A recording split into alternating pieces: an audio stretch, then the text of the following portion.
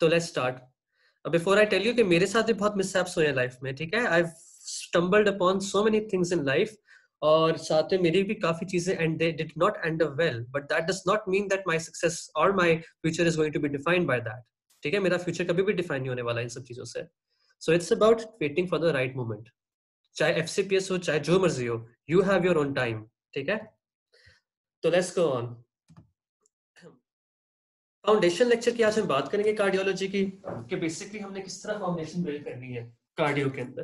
We are going to start with the basic anatomy of cardiology. सही है, कि cardio के अंदर आपके हार्ट में होता क्या है, how does it look like and what it's gonna be like. ठीक है, so the first thing we have to discuss right now is anatomy of the heart. हम सबको ये पता है कि हार्ट के दो पार्ट्स होते, बेसिक दो डिविजन्स होती हैं, एट्रिया और वेंट्रिकल की. वी ऑल नो दैट, इसमें कोई इतनी बड़ी बात नहीं है. वेंट्रिकल्स में से जो राइट वेंट्रिकल है, it is going to supply the pulmonary artery, and जो लेफ्ट वेंट्रिकल है, that is going to supply the aorta. ठीक है, जो लेफ्ट वेंट्रिकल है और राइट वेंट्रिकल है, बेसिकली एओर्टा और पल्मोनरी सर्किट को सप्लाई करते हैं. वी नो के लेफ्ट एट्रियम में आएगा सामान फ्रॉम द पल्मोनरी सर्किट, और जो राइट एट्रियम है उसमें से आएगा इंफीरियर सुपीरियर वेना कावा से. We know this. अब इन दोनों चैम्बर्स को और इन आर्टरीज को सेपरेट करने वाले वॉल्व्स जो होते हैं, हम उनका कॉन्सेप्ट डिस्कस करेंगे. Tricuspid is on the right side, जहां पे मेरा पॉइंटर है ना, दैट इज द ट्राइकस्पिड. जैसे कि ये है, this is the tricuspid valve. ये ट्राइकस्पिड वॉल्व है and it separates the right atrium and the right ventricle. और ये लेफ्ट साइड पे जो है, ये बाइकस्पिड वॉल्व है, which is the mitral valve, जो लेफ्ट एट्रियम को और लेफ्ट वेंट्रिकल को सेपरेट करता है. ठीक है, ये हमें पता है, वी आर जस्ट रिवाइजिंग. जो राइट वेंट्रिकल और एओर्टा के सर्किट को करता है ना, एओर्टा के सर्किट को करता है, that is basically the pulmonary valve. और जो लेफ्ट वेंट्रिकल जो राइट वेंट्रिकल और जो पल्मोनरी सर्किट को करता है ना, इन्वॉल्व, जो इनके बीच में जो डिफरेंस क्रिएट करता है और जहां से वॉल्व खुलता है, that is called the pulmonary valve. और जो लेफ्ट वेंट्रिकल को और साथ में जो आपका एओर्टा का जो सर्किट है, उसको जो सेपरेट करता है, that is basically your aortic valve. तो एओर्टिक वॉल्व यहां पर है और पल्मोनरी वॉल्व यहां पर है. We know this. तो हमने क्या डिस्कस किया है, mitral valve, tricuspid valve, pulmonary valve और एओर्टिक वॉल्व. ठीक है, वी नो द वॉल्व्स की हमने डिजीजेस याद की थी पहले, और उसके मुताबिक हम आगे चलेंगे. अब हमें पता है कि लेफ्ट वेंट्रिकल में प्रेशर सबसे ज्यादा होता है. यू कैन सी 90/140 है इसका सिस्टोलिक. ठीक है, और डायस्टोलिक 4 to 12 वेरी करता है. राइट वेंट्रिकल में कम होगा, और इवेंचुअली लेफ्ट एट्रियम और राइट एट्रियम में भी रिलेटिवली कम होगा. तो इनके प्रेशर भी वेरी करते हैं सबके. ठीक है, वी नो दिस, ये हमें हार्ट का पता है. अब इधर कॉन्सेप्ट अगर देखो, अगर मैं कहता हूं कि जो एओर्टिक वॉल्व है, जो एओर्टा के सर्किट को और लेफ्ट वेंट्रिकल के सर्किट को कनेक्ट करता है, उस वॉल्व के क्लोजर हो जाता है, वो वॉल्व स्टेनोज कर जाता है, मतलब the blood is not going properly. तो the left ventricle is going to push through that circuit ना, push through that valve. Push करना पड़ेगा क्योंकि जगह छोटी होगी, स्टेनोज हो गया है. तो क्या होगा, लेफ्ट वेंट्रिकल बड़ा हो जाएगा, because it has to do more exercise. जब आप एक्सरसाइज करते हो तो आपके मसल हाइपरट्रॉफी होती है ना. तो सिमिलरली आपके जो left ventricle, it's going to get hypertrophy, it's going to get big, just because it is getting too much resistant from this aortic valve. तो हमें पता है, इस बात से ये चलता है कि जो डिफरेंट valves की डिजीजेस हैं, इन valves की डिजीजेस से क्या होता है कि आपके हार्ट का बिल्कुल जो स्ट्रक्चर है, that is going to get modified just to meet the requirement of the pressures which are needed to push through the heart. समझ आ रही है यहाँ तक सबको? Everyone understands? Say yes.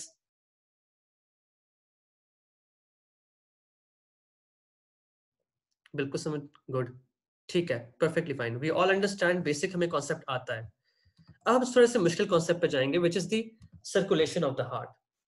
ठीक है, अब सर्कुलेशन में हमें पता है कि एओर्टा की जो ब्रांच है ना, निकलते ही ये राइट करोनरी आर्टरी और लेफ्ट करोनरी आर्टरी दे देती है. पहले डिस्कस करते हैं कि लेफ्ट करोनरी आर्टरी कहां कहां जाएगी. ठीक है, this is the left side. ये सारी लेफ्ट साइड की चीजें हम दिखा रहे हैं आपको. लेफ्ट करोनरी आर्टरी डिवाइड पहले बनाती है लेफ्ट मेन आर्टरी, जो लेफ्ट मेन करोनरी आर्टरी होती है, और साथ में सर्कमफ्लेक्स आर्टरी बनाती है, जो पीछे जा रही है, जो ये जा रही है ना पीछे वाली, ये सारे सर्कमफ्लेक्स आर्टरी है. तो मेजरली जो लेफ्ट मेन करोनरी आर्टरी है ना, ये डिवाइड करती है एलएडी में और लेफ्ट सर्कमफ्लेक्स में। जो लेफ्ट मेन है ना, it is dividing into the left circumflex जो पीछे जा रही है, सर्कमफ्लेक्स आर्टरी, और जो लेफ्ट एंटीरियर डिसेंडिंग है जो आगे की तरफ आ रही है।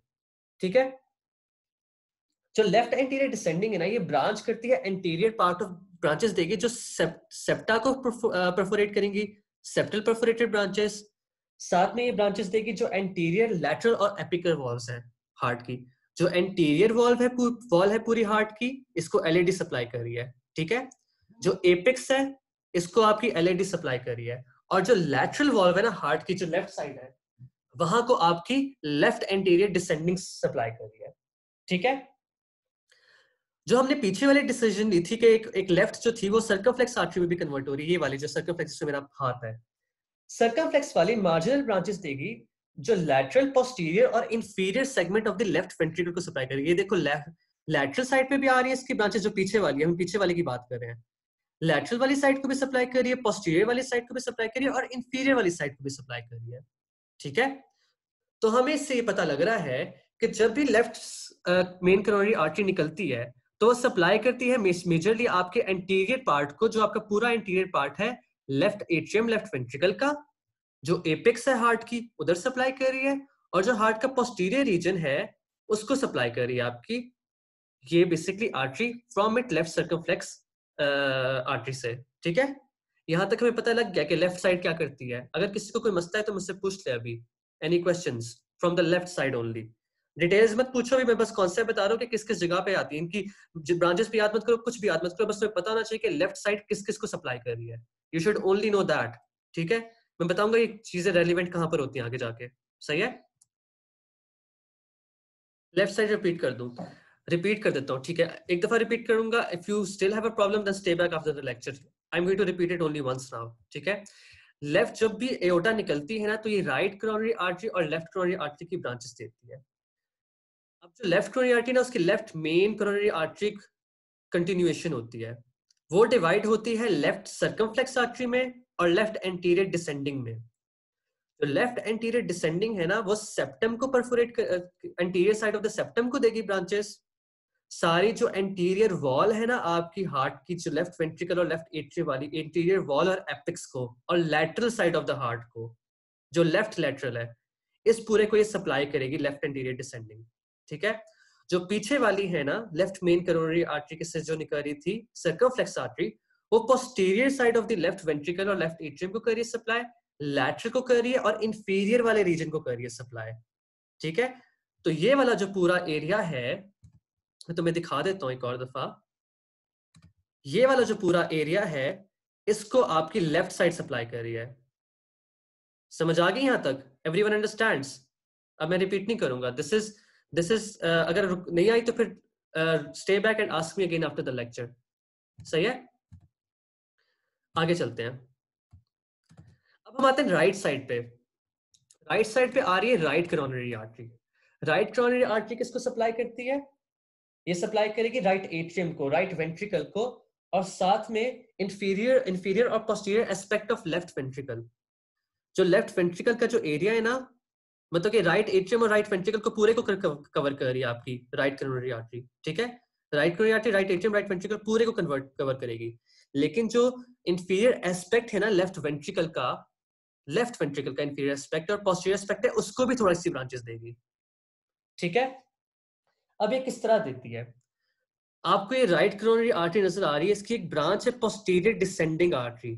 इनके नाम बेशक याद मत करो, बस कॉन्सेप्ट बना लो कि कहाँ कहाँ क्या क्या चीज सप्लाई कर रही है। इसका मैं क्लिनिकल कोरिलेट बनाऊंगा आगे। ठीक है, अब पोस्टीरियर डिसेंडिंग आर्टरी जो सारी इंफीरियर वॉल है ना हार्ट की, इंफीरियर वाला एरिया पूरा राइट कोरोनरी आर्टरी से आ रहा है ना पोस्टीरियर डिसेंडिंग, ये पूरी जो इंफीरियर वाली साइड है ना हार्ट की, और जो राइट लेफ्ट वेंट्रिकल की भी है और राइट वेंट्रिकल की भी है, इन दोनों को ये पोस्टीरियर डिसेंडिंग सप्लाई कर रही है, खून दे रही है। ठीक है, और जो नोड्स है ना, ये इंपॉर्टेंट बात है, इसको याद रखना। राइट कोरोनरी आर्टरी आपके cyano atrial node, SA node और एवी नोड को भी सप्लाई कर रही है। सही है, अब मैं क्लिनिकल कोरिलेट तो मैं समझाता हूँ यहाँ पे क्या है। नाउ वी नो कि बेसिकली हमारा जो सप्लाई ऑफ द हार्ट है वो किन किन जगहों को कौन कौन सी एरिया सप्लाई कर रही है। You don't need to remember, you never need to remember कि किन किन की क्या क्या ब्रांचेस है, जस्ट हैव एन आइडिया कि किस चीज को क्या सप्लाई कर रही है। ठीक है, अब इमेजिन दिस कि एक पेशेंट की राइट करोनरी आर्टरी के अंदर ब्लॉकेड हो जाता है, तो उसका कौन सा वाला एरिया अफेक्ट होगा? सारी inferior wall of the heart supply जो थी वो खत्म हो जाएगी, उसके राइट एट्रियम और राइट वेंट्रिकल की जो सप्लाई थी वो खत्म हो जाएगी, साथ में एवी नोड की सप्लाई थी और एसए नोड की सप्लाई थी वो खत्म हो जाएगी। अब इससे क्या होगा? इससे ये होगा कि जो आपके हार्ट की जो एबिलिटी है बीट करने की, that is going to reduce, because SA node को ब्लड नहीं मिल रहा, it's not going to work. इसका रेट रिदम क्या था? 70 था ना, एवी नोड का क्या था? 40 था। तो पेशेंट जिसको राइट करोनरी आर्टरी के अंदर ब्लॉकेज हुई है ब्लड फ्लो की, उसके साथ क्या होगा? उसको ब्रेडिकार्डिया में चला जाएगा। समझ आ रहा है कॉन्सेप्ट सबको? क्योंकि एसए नोड और एवी नोड की सप्लाई खत्म हो गई है। Everyone understanding? Say yes?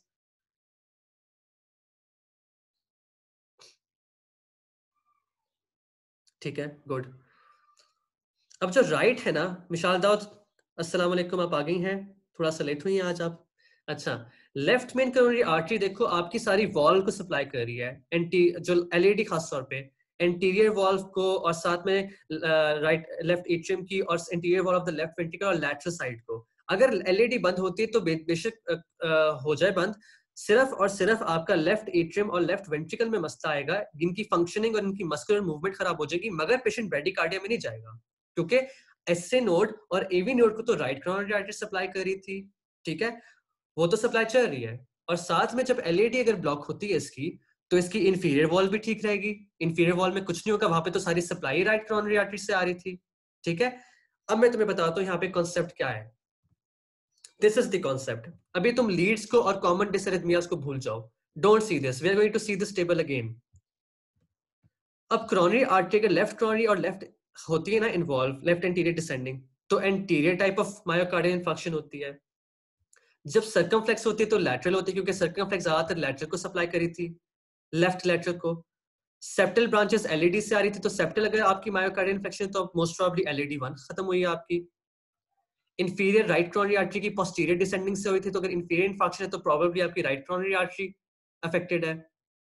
Right ventricular in fact है तो marginal branch of right coronary artery, posterior है तो right coronary artery and circumflex supply कर रही है उस एरिया को, ठीक है। तो ये तुम्हें क्लिनिकल जो लोकेशन ऑफ द मायोकार्डियल इनफार्क्ट है, that is going to vary according to the place and according to the artery that is supplying that region of the heart. समझ आ रही है सबको? Say yes. अभी लीड्स को और कॉमन डिसरिथमियास को भूल जाओ, इस कॉन्सेप्ट की तरफ मैं आऊंगा सारा, ठीक है। Say yes if you understand. कोई क्वेश्चन तो नहीं यहां तक? ठीक है, any question? I think we are going good, very good, we understand everything. सही है, अब हम आगे चलते हैं थोड़े से और कंसेप्ट। अब हम conduction system of the heart की तरफ आना शुरू हो गए। How does the heart conduct, ठीक है। अब लेफ्ट एट्रियम, जो एट्रियम्स है ना और जो वेंट्रिकल्स है, इनके बीच में ना there is a pathway which does not allow any kind of conduction to take place. The conduction is going to take place through the his purkinje fibres, जो बीच में से जाएंगे, सेप्टम में से जाएंगे। तो बेसिकली एसए नोड बनाती है इलेक्ट्रिकल एक्टिविटी, एवी नोड में जाती है, वो राइट बंडल में जाएगा, लेफ्ट बंडल में जाएगा, आपके वेंट्रिकल्स सारों को कंडक्शन सप्लाई हो जाएगी, इलेक्ट्रिसिटी जा रही है, वो सारे मसल्स कंडक्ट कर रहे हैं। अगर मैं कहता हूं कि मैंने इसको ब्लॉक लगा दिया राइट बल्डर ब्रांच पे, और राइट की जो सारी एक्टिविटी है वो रिड्यूस हो जाएगी, इसको मैं बोलूंगा इसको राइट बंडल ब्रांच ब्लॉक लग गया है। दिस इज अ कंडीशन, इसको हम आगे ईसीजी में डिस्कस करेंगे। अभी इसका कॉन्सेप्ट बना लो कि कंडक्शन अगर राइट बंडल ब्रांच ब्लॉक होगा तो क्या होगा? राइट करके बैठना पड़ता है। प्लीज म्यूट योरसेल्फ, म्यूट कर देता हूं मैं, इट्स ऑलराइट, कुछ नहीं होता, हो जाता है। राइट वेंट्रिकल की जो सप्लाई है ना, कंडक्शन सप्लाई, और जो उसकी मसल मूवमेंट है राइट बंडल ब्रांच ब्लॉक में, वो खत्म हो जाएगी, है ना। अगर मैं लेफ्ट को कर देता हूं तो लेफ्ट बंडल ब्रांच ब्लॉक हो जाएगा, लेफ्ट की जो सप्लाई है वो खत्म हो जाएगी, लेफ्ट साइड की मूवमेंट कम हो जाएगी, सही है। तो कंडक्शन डेफिसिट्स इस तरह ही काम करते हैं। अगर मैं लेफ्ट साइड एसए नोड और एवी नोड के बीच में निकाल देता हूँ, एक ब्लॉक लगा देता हूँ यहाँ पे, तो वो एवी नोडल ब्लॉक हो जाएगा, या फिर कंडक्शन ब्लॉक हो जाएगा एसए नोड और एवी नोड के। एवी नोड के सामने लगा तो वहां पे कंडक्शन ब्लॉक बन जाएगा। ये सारा कॉन्सेप्ट हमें पता है, ये हम सिर्फ रिवाइज करें फिजियो वाली चीजों को, ठीक है। तो कंडक्शन ब्लॉक्स बेसिकली आपके ब्लॉक्स बन जाते हैं आपकी पाथवे ऑफ हार्ट के अंदर। पाथवे ऑफ हार्ट के अंदर जब भी ब्लॉक बनेगा तो that particular region which is being supplied by those fibres, उसकी एक्टिविटी कम हो जाएगी। इसको हम कहते हैं AV conduction block, then we call it right bundle branch block, left bundle branch block, इस तरह के इनके नाम रखते हैं according to the blocks where they are at. ठीक है, तो अभी हमने दो चीजें डिस्कस की। हमने पहले हार्ट की एनाटॉमी डिस्कस की, फिर हमने उसकी ब्लड सप्लाई डिस्कस की, और फिर हमने उसकी कंडक्शन डिस्कस की कि कंडक्ट कैसे करता है हार्ट। ठीक है, अब हम थोड़ा आगे जाएंगे, थोड़ी सी मुश्किल कॉन्सेप्ट पे आएंगे। नर्व सप्लाई हार्ट की किस तरह होती है, सिंपैथेटिक और पैरासिम्पैथेटिक से। एक्सरसाइज, स्ट्रेस और फीवर में हार्ट रेट इंक्रीज करता है बिकॉज आपका सिंपैथेटिक सिस्टम इंक्रीज कर रहा है। हार्ट फेलियर में सिंपैथेटिक सिस्टम अप रेगुलेट हो रहा होता है बिकॉज आपके नर्व फाइबर्स स्ट्रेच हो रहे होते हैं, प्रेशर पड़ रहा होता है हार्ट के ऊपर, तो हार्ट रेट इंक्रीज कर जाएगा, टैकीकार्डिया में चला जाएगा पेशेंट जैसे हार्ट फेलियर में जाएगा। डायबिटीज में क्या होता है कि ऑटोनॉमिक न्यूरोपैथी हो जाती है, हार्ट के फाइबर्स रिस्पॉन्ड नहीं करते, जब वो रिस्पॉन्ड नहीं करते तो हार्ट रेट की वेरिएशन नहीं होती, कुछ भी हो जाए, बंदा एक्सरसाइज कर ले या कुछ भी कर ले। डायबिटिक पेशेंट्स में ऑटोनॉमिक न्यूरोपैथी की वजह से उसकी जो हार्ट रेट है वो भी चेंज नहीं होगा। दूसरा क्या होगा कि उसकी आर्टरीज और नर्व्स के अंदर, आर्टरीज के अंदर वेजोडाइलेशन वगैरह सही तरह नहीं होगी, तो इवेंचुअली डायबिटिक पेशेंट्स के अंदर कार्डियक अरेस्ट के चांसेस ज्यादा इंक्रीज हो जाएंगे because heart is not changing इस actions according to the need of the body. ठीक है, तो डायबिटीज में ये होता है, ऑटोनॉमिक न्यूरोपैथी हो जाती है पेशेंट को। ठीक है, ये क्लिनिकल कोरिलेट मैं तुम्हें दिखा रहा था सिंपैथेटिक और पैरासिम्पैथेटिक सप्लाई के साथ। आगे चलते हैं, फिजियोलॉजी में क्या आता है और चीजें, कार्डिक बायोमार्कर्स होते हैं, एक एएनपी होता है और एक बीएनपी होता है। ANP is basically the atrial natriuretic peptide और BNP is basically your brain natriuretic peptide. जो एएनपी है वो एट्रिया से निकलता है और जो बीएनपी है वो आपके वेंट्रिकल से निकलता है।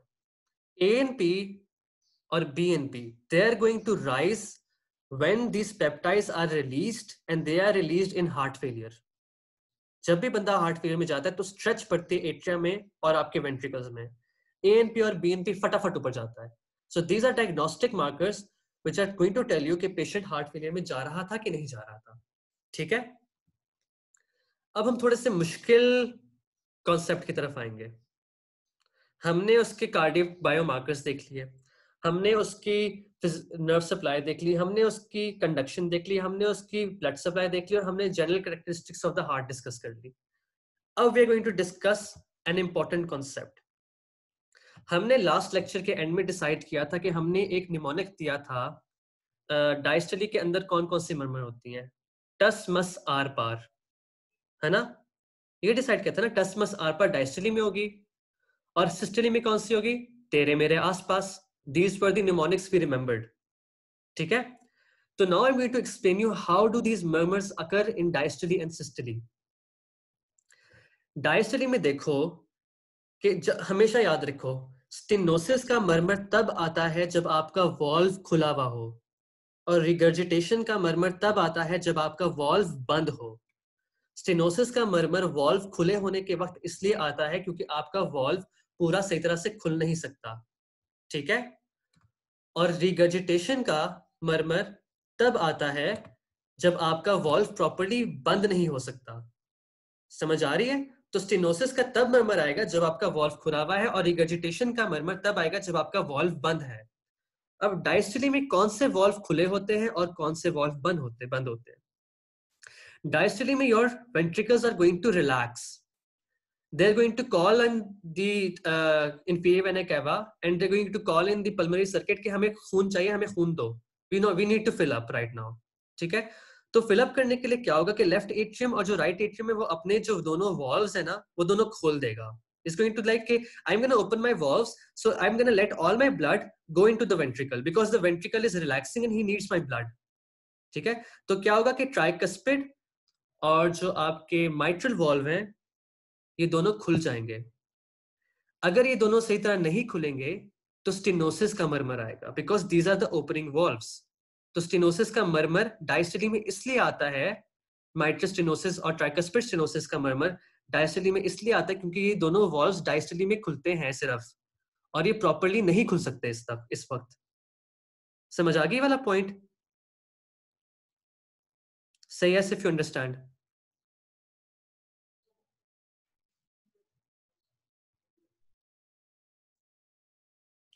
अमीन, तुम्हें समझ आ रही है सारे points? If anyone has a question ask me. मैं बहुत कोशिश करूँ कि आसान आसान करके समझाऊं सबको। Any question, I am going to repeat it again if you want me to repeat it. ठीक है, अब कस्प्स की देखो डायरेक्शन। अब हम एओर्टिक और पल्मोनरी वॉल्व डायस्टोली में देखते हैं।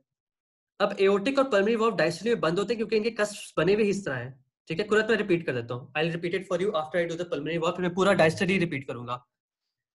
जो आपके पल्मोनरी और एओर्टिक वॉल्व हैं वो बेसिकली आपकी डायस्टली में बंद होते हैं क्योंकि इनकी कस्प्स की शेप इस तरह है कि जो पल्मोनरी सर्किट है और एओर्टिक सर्किट है उसके अंदर प्रेशर ज्यादा होता है, तो वहां से ब्लड फ्लो इस तरफ को वेंट्रिकल की तरफ अंदर की तरफ आना की कोशिश करता है।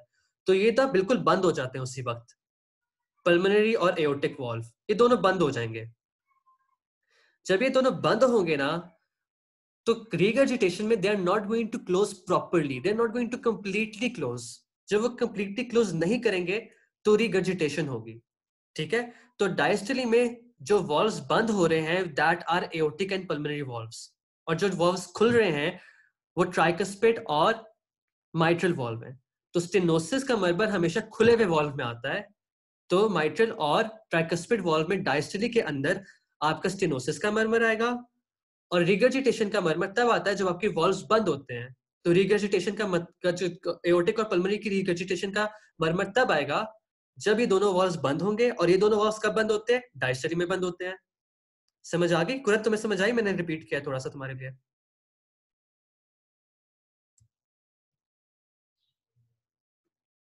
सही है। अब हम चलते हैं सिस्टरी की तरफ। सिस्टरी में ये सीन है। अब कस्प्स की डायरेक्शन देख लो कि वो क्यों बंद हो रहे हैं, क्यों ओपन हो रहे हैं। अब कस्प्स, अब जो आपके वेंट्रिकल्स हैं they are going to contract in systole. Systole में वो कॉन्ट्रैक्ट करेंगे, उनका प्रेशर बढ़ जाएगा। जब वो प्रेशर बढ़ जाएगा it is going to be greater than the aorta and greater than the pulmonary circuit. तो blood is going to go into this valves, क्योंकि ये पल्मोनरी और एओर्टिक वॉल्व को दोनों को खोल देंगे क्योंकि इनकी कस्प्स की डायरेक्शन इस तरह की है। अब बहुत ज्यादा प्रेशर बढ़ गया है वेंट्रिकल्स में। तो जो ट्राइकस्पिड और जो आपके माइट्रल वॉल्व है वो क्लोज हो जाएंगे बिकॉज इनकी कस्प की डायरेक्शन इस तरह की है। हालांकि प्रेशर आपके एट्रियम का कम है मगर इनकी कस्प्स को इस तरह पुश मिलती है कि कस्प्स क्लोज हो जाते हैं ट्राइकस्पिड और माइट्रल वॉल्व के। सो अब खुद मुझे बताओ कि रिगर्जिटेशन की मरमर सिस्टरी में ट्राइकस्पिड और माइट्रल वॉल्व में इसलिए आएगी क्योंकि वो क्लोज नहीं कर सकते properly. If they are not going to close properly तो उनके अंदर मरमर आएगी। तो आपको सिस्टरी में रिगर्जिटेशन की मरमर ट्राइकस्पिड के अंदर और माइट्रल वॉल्व के अंदर सुनाई देगी। समझ आ गई वाला कॉन्सेप्ट? क्योंकि ये वाले वॉल्व्स बंद हो रहे हैं सिस्टरी के अंदर। ठीक है, अब जो दूसरा कॉन्सेप्ट है यहाँ पे, जो दूसरा कॉन्सेप्ट ये है कि एओर्टिक और पल्मोनरी वॉल्व है ये खुल रहे हैं। अब आपके वेंट्रिकल का प्रेशर बढ़ा है, इन्होंने इसने इनको खोला है क्योंकि किसी कस्प की डायरेक्शन इस तरह की थी। अब दोनों सही तरह नहीं खुलते तो क्या है? स्टेनोसिस हो रही है। तो स्टेनोसिस का मरमर एओर्टिक और पल्मोनरी वॉल्व के अंदर तब आएगा क्योंकि ये खुलेंगे ही सिस्टली के अंदर, तो सिस्टली के अंदर इनकी स्टेनोसिस का मरमर आएगा। तो वी कंक्लूड फ्रॉम दिस कि डायस्टली में टस मस आर पार tricuspid stenosis, mitral stenosis, aortic regurgitation and pulmonary regurgitation diastole के अंदर आता है। और सिस्टली के अंदर तेरे मेरे आसपास tricuspid regurgitation, mitral regurgitation, aortic stenosis and pulmonary stenosis. Is everyone clear on this? समझ आ गई कॉन्सेप्ट की?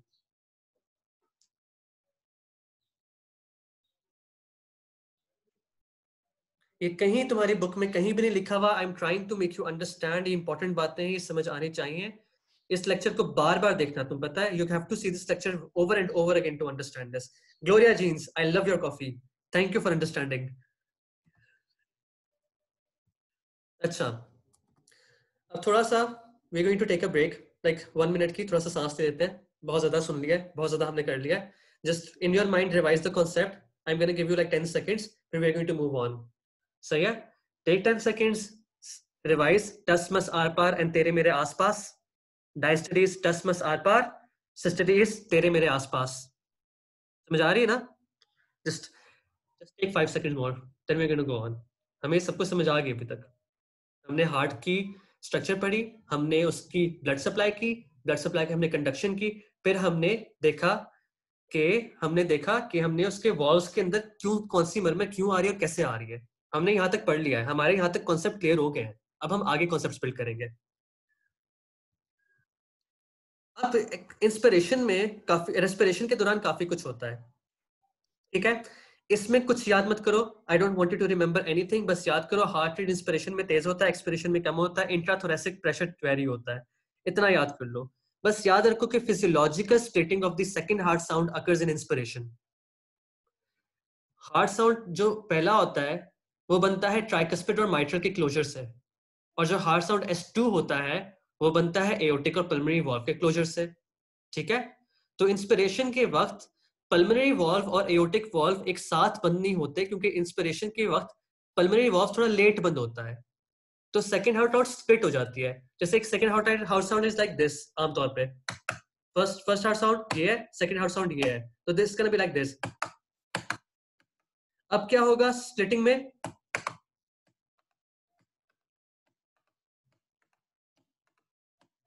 सेकंड हार्ट साउंड है वो स्प्लिट कर गया, दो में बन गया, क्योंकि पल्मोनरी और एओर्टिक वॉल्व अलग अलग बंद हो रहे हैं।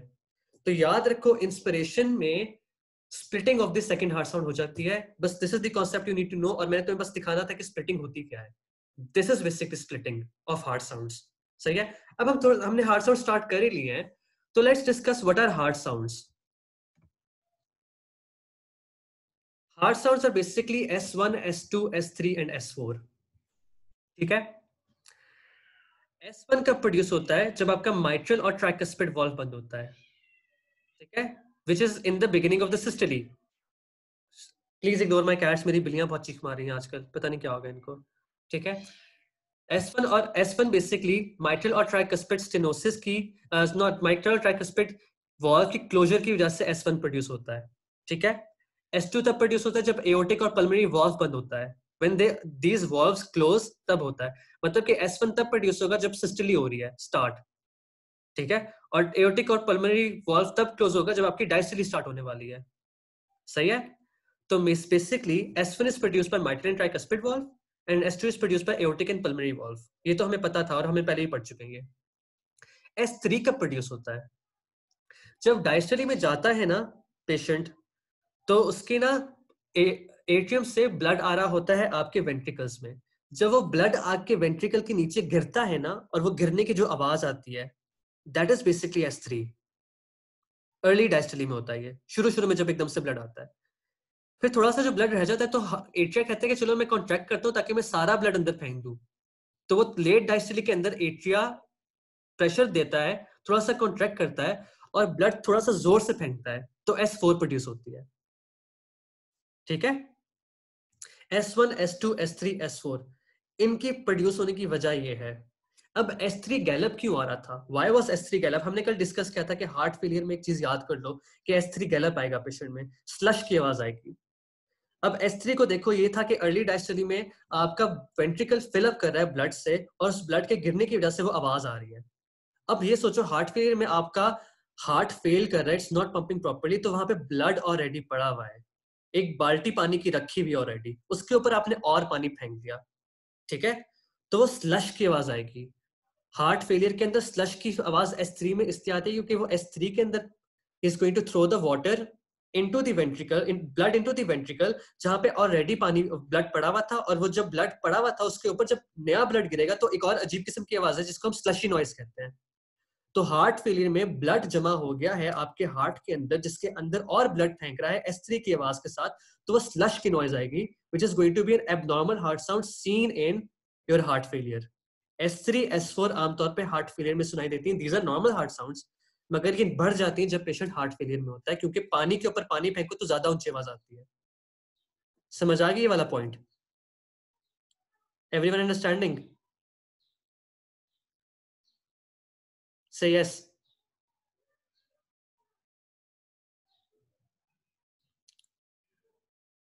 ठीक है, I am trying to make this as easy as possible for you guys, ताकि तुम लोग के कॉन्सेप्ट्स क्लियर हो, दिस इज ऑल कॉन्सेप्चुअल। अब इनके जगह कहाँ पे होती है जब आपको हार्ट साउंड सुननी होती है। एओर्टिक इज हमेशा याद रखना राइट पैरास्टर्नल, राइट साइड पे एओर्टा होता है, right parasternal second intercostal space, ये बेशक याद मत करो, ये तुम्हें साथ साथ याद हो जाएगा। Pulmonic is left second intercostal parasternal space, tricuspid is left fourth intercostal parasternal space, और जो माइट्रल होती है that is at the apex. Apex कहाँ पे होती है? Fifth intercostal space, mid clavicular line. ठीक है, तो इसको और जो अर्ब्स पॉइंट होता है ना, अर्ब पॉइंट थर्ड इंटरकॉस्टल स्पेस पे होता है। आप इसमें एओर्टा की आवाज कभी कभार सुन लेते हो, क्योंकि आपकी एओर्टा यहाँ से घूम के नीचे जाती है ना, तो अर्ब्स पॉइंट पे कभी एओर्टा की आवाज सुन लेते हो। अभी बस एपीटीएम याद रखो। Just remember all people time magazine, all people time magazine, starting from the right top going to the left bottom. ठीक है, अब हमें S1, S2, S3, S4 का कॉन्सेप्ट बन गया, हमें इनकी लोकेशंस भी पता लग गई कहाँ कहाँ पर होती है ये। ठीक है, अब हम थोड़े से कॉन्सेप्ट को आगे लेके चलेंगे। We're going to discuss a bit tougher concepts now.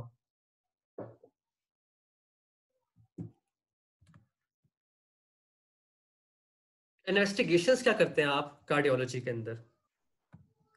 Electrocardiogram करते हो, 12 लीड ईसीजी करोगे, exercise ECG, ambulatory ECG, cardiac biomarkers discuss कर ले, chest x ray, echo, CT scan, MRI, cardiac catheterisation, electrophysiology, radioelectric imaging. ठीक है, ये पता है, सब कुछ करते हैं। S4 किस डिजीज में सुनाई देगी? 20 पूछ रहा है।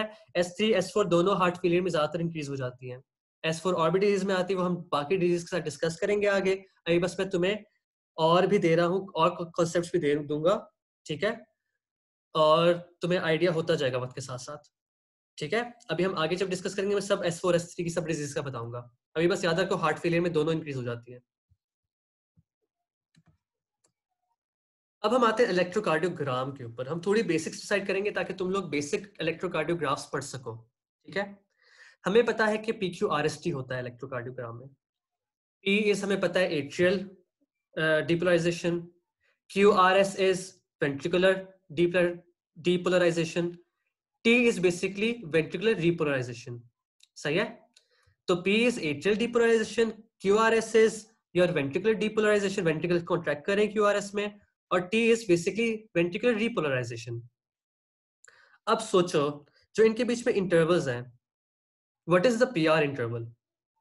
It is basically starting of the atrial depolarization to the start of the ventricular depolarization. मतलब कि एट्रिया से लेके आपके वेंट्रिकल्स में एक सिग्नल जा रहा है, कंडक्शन पाथ पे जा रही है, और जब उसने स्टार्ट लिया तब से लेके जब तक उसने वेंट्रिकल्स को कॉन्ट्रैक्ट कराया, that is your PR interval. ठीक है, QT इंटरवल क्या है कि आपकी वेंट्रिकल डिपोलराइज हुआ और वो रिपोलराइज हो गया, that is basically your QT interval. ठीक है, ST सेगमेंट, यहाँ पे देखो ST segment is on zero line. अब हम इसको आगे भी डिस्कस करते हैं। रिमेंबर कि PQRS कहाँ पर है, PR इंटरवल क्या है, QT इंटरवल क्या है, और ST सेगमेंट क्या है। अब हम ST सेगमेंट एलिवेशन को करने लगे हैं थोड़ा सा आगे जाके। सही है, तो हमें बेसिक पता है कि क्या क्या चीजें कराती हैं। हम देखते हैं कि करती क्या है। P वेव एट्रियल डिपोलराइजेशन कराती है। PR interval from the onset of atrial to ventricle depolarization 0.12 seconds की होती है। PR इंटरवल कभी कम हो जाता है, कभी ज्यादा हो जाता है। QRS complex is basically ventricular depolarization, ये भी 0.12 सेकंड्स की होती है, ये भी कभी कभार कम हो जाती है, ये भी कभी कभार ज्यादा हो जाती है। ठीक है, ST सेगमेंट अब याद रखो कि this is the time between your ventricular depolarization and repolarization. मतलब कि वेंट्रिकल आपका कॉन्ट्रैक्ट किया है और वो रिलैक्स होकर अपनी आयनाइजेशन को नॉर्मलाइज कर रहा है, that is the time, that is called ST segment. ST segment उसे कहते हैं। और T waves are ventricular repolarization, जो पोटेशियम आयंस कराते हैं आपकी। सही है, अब हम आगे चलते हैं। ये यहां तक सबको पता है कि इन सबके क्या क्या काम है PQRST के? सही है,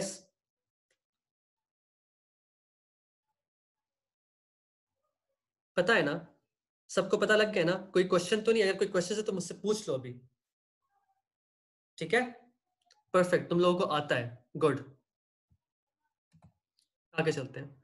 अब ये आपके पास हार्ट की एक ईसीजी आती है।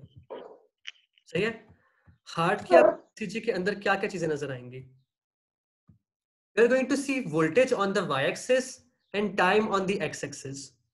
ठीक है, अगर कंडक्शन तेज हो जाती है किसी भी चीज की किसी भी वजह से, तो टाइम एक्सिस के ऊपर स्क्वीज कर जाएगा, मतलब पतला किस्म का वो बन जाएगा, मतलब कि it's going to squeeze on the time axis. अगर वोल्टेज ऊपर नीचे होती है तो it is going to increase और decrease on the Y axis. समझ आ रही है? अगर वोल्टेज में डिफरेंस होगी तो उसकी हाइट के ऊपर इफेक्ट आएगा ईसीजी की वेवफॉर्म के ऊपर। अगर उसकी कंडक्शन स्पीड पे डिपेंड करता है तो उसकी टाइम के ऊपर आएगा, मतलब वो कम टाइम या ज्यादा टाइम में एक साइकिल होगा, अगर उसकी कंडक्शन तेज हो रही है स्लो हो रही है। अगर कुछ एरियाज में ज्यादा इलेक्ट्रिसिटी जा रही है और कुछ में कम जा रही है तो क्या होगा, उसकी वोल्टेज और उसके वाई एक्सिस में डिफरेंसेस आएंगे। ये पॉइंट समझ आ रहा है सबको, वोल्टेज और टाइम एक्सिस वाली बात? से यस, कि जब भी उसकी वोल्टेज ऊपर नीचे होगी ईसीजी में, जब भी उसकी इलेक्ट्रिसिटी के अंदर प्रॉब्लम आएंगी तो वो हाइट में मसला आएगा वेव फॉर्म्स की। लेकिन जब उसकी कंडक्शन तेज या स्लो होगी तो उसकी एक्स एक्सिस के ऊपर उसमें या वो छोटी हो जाएगी साइकिल या बड़ी हो जाएगी साइकिल। अब हम आगे देखते हैं, यहाँ पे हमें आता है ये एसटी सेगमेंट है ना, ये वाला जो एसटी सेगमेंट था जो मैंने ड्रॉ किया था पहले, ये एस है और ये टी है, बीच में ये एसटी सेगमेंट है। ये मैंने ड्रॉ किया तुम लोगों के लिए ST segment elevation. ST segment elevation हमने किस में पढ़ी थी कल वाले लेक्चर में? हमने पढ़ी थी एमआई के अंदर, एंजाइना के अंदर, स्टेमी के अंदर पढ़ी थी हमने, ठीक है। हमने पढ़ी थी पेरिकार्डाइटिस में कि सबके अंदर उसकी एसटी सेगमेंट एलिवेशन नजर आएगी, है ना, ये पढ़ा था ना। अब ये एसटी सेगमेंट एलिवेट हो रही है, इसका मतलब क्या है कि वो जो जीरो था ना, कि बेस टाइम जब जीरो हुई हुई थी एसटी सेगमेंट की, वोल्टेज जीरो हुई हुई थी, आगे पीछे कोई वोल्टेज नहीं थी, यहाँ पे वोल्टेज है उसके अंदर एसटी सेगमेंट एलिवेशन के अंदर। मतलब है कि वोल्टेज चल रही है उस एरिया के अंदर, कोई वोल्टेज आई हुई है उसके अंदर। वोल्टेज आपकी तब किसी टिश्यू में रिटेन होती है हार्ट के अंदर जब वो टिश्यू या इस्केमिक हो या वो इन्फाक्टेड हो, it is going to retain its voltage, ठीक है। तो जो एसटी सेगमेंट है which is basically showing your ventricle वाली साइड, वेंट्रिकुलर डीपोलराइजेशन और रिपोलराइजेशन के बीच में, अगर ये एलिवेट होता है तो इससे तुम्हें ये इन्फ्रेंस मिलती है कि यहाँ पे एक ऐसा एरिया है जो इन्फाक्ट हो गया है, जिसको इस्कीमिया हो गया है। इस्कीमिया और इन्फाक्ट की वजह से उसने अपनी वोल्टेज रिटेन कर लिया और वोल्टेज आपको ईसीजी के अंदर नजर आ रही है वहां पर, ठीक है। तो जब भी तुम्हें एसटी सेगमेंट एलिवेशन या फिर इस तरह की कोई चीज नजर आती है हार्ट पे ईसीजी के अंदर, you are going to be like यहाँ पे तो कोई इन्फाक्टेड टिश्यू पड़ा हुआ था और इन्फाक्टेड टिश्यू के पड़े होने की वजह से उसने अपनी वोल्टेज रिटेन कर ली है और उसने अपनी वो रिपोलराइज नहीं हो रहा, वो डिपोलराइजेशन स्टेट में चला गया है, ठीक है। तो this is the concept of voltage, कि वोल्टेज किस तरह से ऊपर नीचे हो सकती है, खराब हो सकती है और एसटी सेगमेंट एलिवेशंस की तरह प्रेजेंट कर सकती है। यहाँ पे सबको समझ आ गई वाई एक्सिस वाली बात? से यस।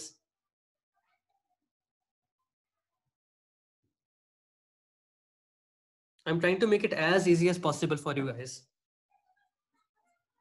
गुड, सबको समझ आ रही है, वेरी नाइस। अब हम एक्स एक्सिस पे चलते हैं ईसीजी के, ठीक है। अगर हम एक्स एक्सिस पे एक डिजीज होती है उससे हम कहते हैं वी डब्ल्यू सिंड्रोम। उसमें ना पीआर इंटरवल शॉर्ट हो जाता है, छोटा हो जाता है पीआर इंटरवल। हमने पीआर इंटरवल मेजर किया था ना, this was the P wave और दिस वाज द आर, जिसके बीच में जो होता है उसको कहते हैं पीआर इंटरवल। अगर ये इंटरवल छोटा हो जाए तो देखो ईसीजी की वेव फॉर्म बिल्कुल डिफरेंट होगी, इन दोनों के बीच में डिफरेंस डिक्रीज कर गया है क्योंकि कंडक्शन तेज हो रही है। WPW में क्या होता है, वुल्फ पार्किंसन वाइट सिंड्रोम में, कि आपके जो सर्किट्स होते हैं ना एट्रिया और वेंट्रिकल के बीच में, वो इंक्रीज कर जाते हैं तो हार्ट जल्दी से कंडक्ट कर लेता है। एट्रिया से लेके वेंट्रिकल तक वो जल्दी से इलेक्ट्रिसिटी भेज देगा, वो टाइम नहीं लगेगा, बहुत स्पीड इलेक्ट्रिसिटी भेज देगा। जब वो तेजी से इलेक्ट्रिसिटी भेजेगा तो पीआर इंटरवल शॉर्ट हो जाएगा, सही है। तो आपकी ईसीजी जो पीआर इंटरवल नॉर्मल था वो उस तरह का नहीं होगा, रेड वाला बन जाएगा पीआर इंटरवल। ये ग्रीन वाली नॉर्मल वाली है, जो रेड वाली इसको देखो, इसमें पीआर इंटरवल बिल्कुल शॉर्ट हो गया है। तो कंडक्शन इंक्रीज कर गई, कंडक्शन इंक्रीज करने से क्या हुआ कि वो पीआर इंटरवल शॉर्ट हो गया और ईसीजी थोड़ी सी डिफरेंट किस्म की बन गई, शॉर्टर साइकिल वाली बन गई। समझ आ गई कि एक्स एक्सिस पे किस तरह चेंज होती हैं चीजें? सही, यस। कोई भी किसी को समझ आए तो I repeat it for you, no problem for me to repeat.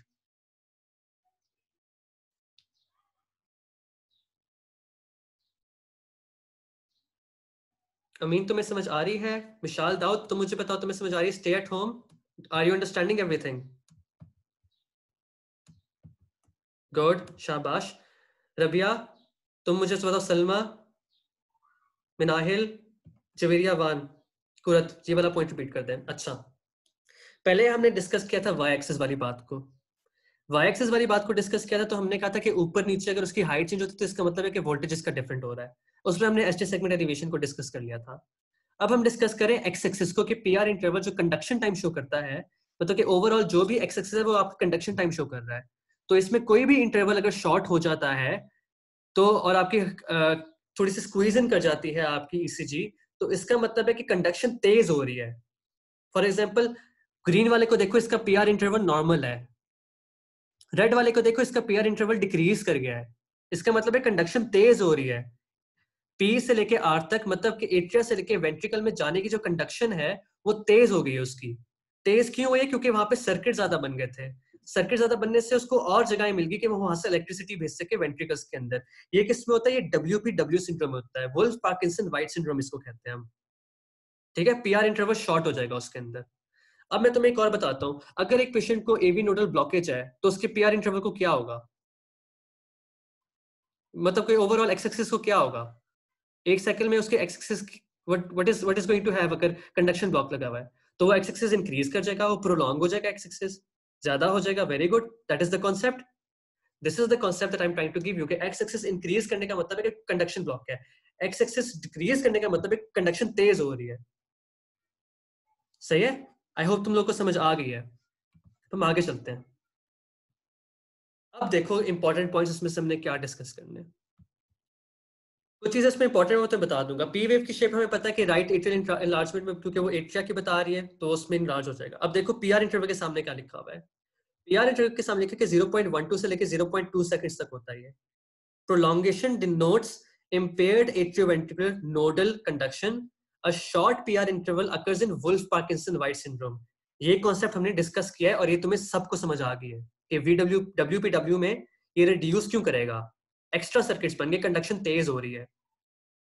ठीक है, अब हम QRS की बात करते हैं। हमने QRS में डिसाइड किया था कि वेंट्रिकुलर डिपोलराइजेशन हो रही है ना, वेंट्रिकल्स कॉन्ट्रैक्ट कर रहे हैं। हमने बंडल ब्रांच को डिस्कस किया था अभी थोड़ी देर पहले, सबको याद होगा। अगर बंडल ब्रांच ब्लॉक हो जाता है तो QRS प्रोलॉन्ग कर जाएगा क्योंकि वेंट्रिकल्स तक कंडक्शन सही तरह नहीं पहुंच रही। समझ आ रही है? QRS की ड्यूरेशन अगर इंक्रीज करती है इसका मतलब है कि राइट या लेफ्ट बंडल ब्रांच ब्लॉक है उसके अंदर। QRS आमतौर पे 0.12 सेकंड से ज्यादा होता है। आई गेस इसकी अपर लिमिट में था। अगर आपका QRS अगर 0.4 सेकंड तक आ रहा है दैट मीन्स कि उसको बंडल ब्रांच ब्लॉक है। सही है? अगर QRS उसका पतला आ रहा है, छोटा आ रहा है, तो इसका मतलब है कि जल्दी कॉन्ट्रैक्शन हो रही है वेंट्रिकल्स की, they are contracting really fast. ये कब होता है?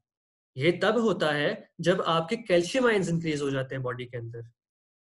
समझ आ रही है? कैल्शियम इंक्रीजेस योर कॉन्ट्रैक्शन, वो कॉन्ट्रैक्शन जल्दी हो जाएगी, तो हाइपरकैल्सीमिया में QRS ड्यूरेशन डिक्रीज कर जाएगी। समझ आ रही है सारा पॉइंट्स? क्यू वेव्स हम अभी डिस्कस नहीं करते। एसटी सेगमेंट का तुम्हें पता है क्या है, QRS एम्पलीट्यूड को भी छोड़ दो। QRS रिपीट कर दूं? QRS ड्यूरेशन याद है? मैं दिखाता हूं वापस। This is the QRS duration.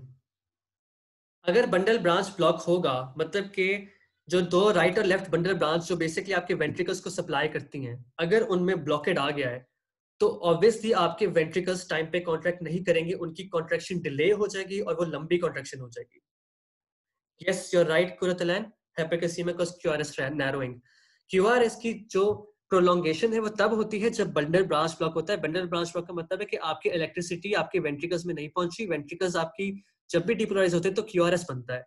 तो QRS तब प्रोलॉन्ग होगा ना जब बंडल ब्रांच होगा ब्लॉक, राइट हो या लेफ्ट हो तो दोनों में वो प्रोलॉन्ग हो जाएगा।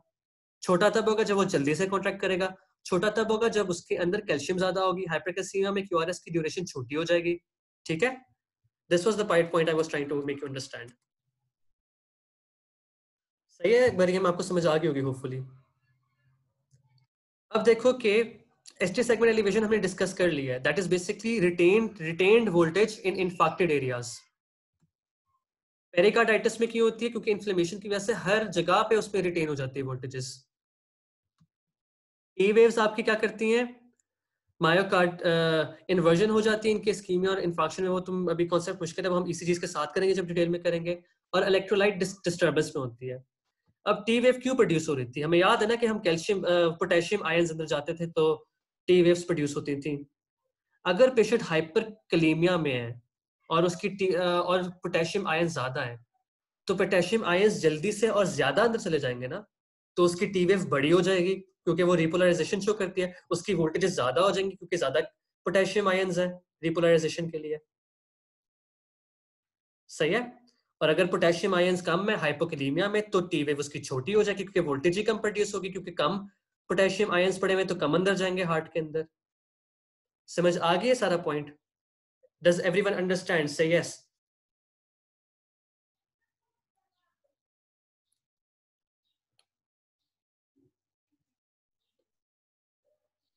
सही है, तो गुड जॉब। ईसीजी के कन्वेंशन में सिर्फ ये याद रखो, क्यूटी इंटरवल में याद रखो कि लॉन्ग क्यूटी सिंड्रोम में इंक्रीज कर जाता है, प्रोलॉन्ग हो जाता है। सही है। और लो कैल्शियम पोटेशियम, इसको हम बाद में डिस्कस करेंगे, इसके हम डिजीज क्यूटी इंटरवल वाली बात को हम डिस्कस करेंगे, क्यूटी इंटरवल क्यों छोट लंबा होता है, we are going to discuss this. ठीक है। ईसीजी कन्वेंशंस क्या होती हैं, इसमें बस याद रखो कि आप एक लार्ज स्क्वायर 0.2 सेकंड्स को प्रेजेंट करता है और ईच स्मॉल स्क्वायर 0.04 सेकंड्स को प्रेजेंट करता है। इससे तुम्हें ईसीजी को मेजर करने में जरा आसानी हो जाएगी। ठीक है। Each large square is 0.2 seconds and each small square is 0.04 seconds.